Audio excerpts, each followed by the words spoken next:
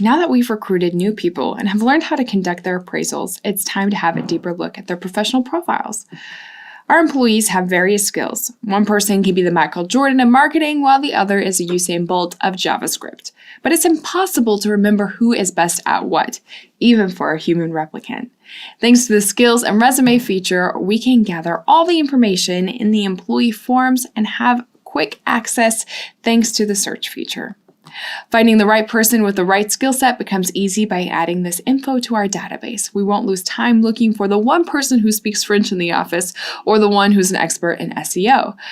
The employee app makes the job fast and easy, so let's see how we can set this up in Stealthywood's database.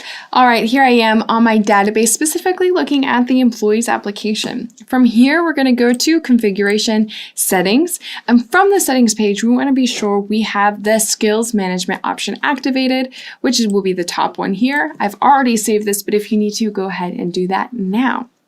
So let's see how we can actually enrich our employees' profiles with this feature. So we're going to go back to our dashboard and create a new employee.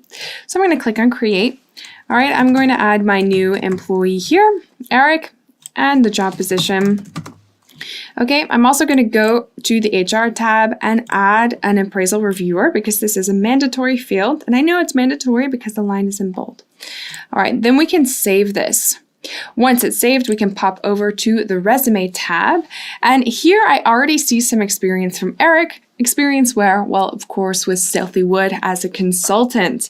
Okay, so that's already added, but let's go ahead and add some more experience for Eric. So I'm going to click on Edit and then Add. Okay, so here I'm going to say internship in Malaysia. And then I'm going to say that the type is experience. I can choose other types, and the display type will be classic. However, I can also specify certification or course here as well. Okay, let's say that this started in December 2019 and ended in January 2020.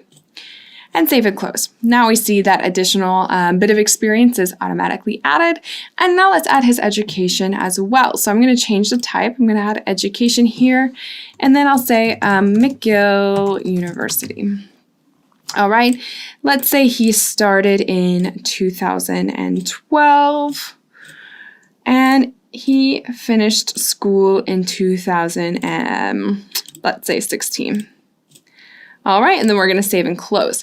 Now, since I added this as a different type, since education was a different type to add to the resume, it has a different section as well, so you can keep things nicely organized. All right, so you have that type right here. And you can create new types by clicking on Create and Edit right here on the fly. So this is good for his experience in education, but he's also a very skillful employee because, of course, we won't hire anyone who doesn't have many skills. So let's go ahead and create some new entries here as well under the skill section. So first of all, we have our skill type, then the specific skill and the skill level. So I've already created a few skill types, including languages, music, marketing, business. I can create a new one simply by clicking on Create and Edit. So this is where you'll add the name, so just languages, the specific skills. So in the case of languages, the different languages and the level as well. Okay, so let me go ahead and show you what this looks like. All right, I have all of the languages and the levels. Okay, I even have the progress on the right. And then we can save this, and I'll go ahead and add a language. So we'll say French, skill level C2. Okay, if I want to add a new language to this, I can either open up the skill type and add one here, or I can create a new skill by typing it here on the fly. So we could say Turkish, for example, and then I can click on Create. But let's go ahead and stick with French at the C2 level, and then we're going to click on Save and New. This way we don't always have to click on the Add button. We'll go to Languages, English, let's say C1. Okay, and we're also going to go to Languages, Spanish, and we'll say A2. Okay, now my user Eric, he knows more than just some languages. He also has other skills such as skills in business.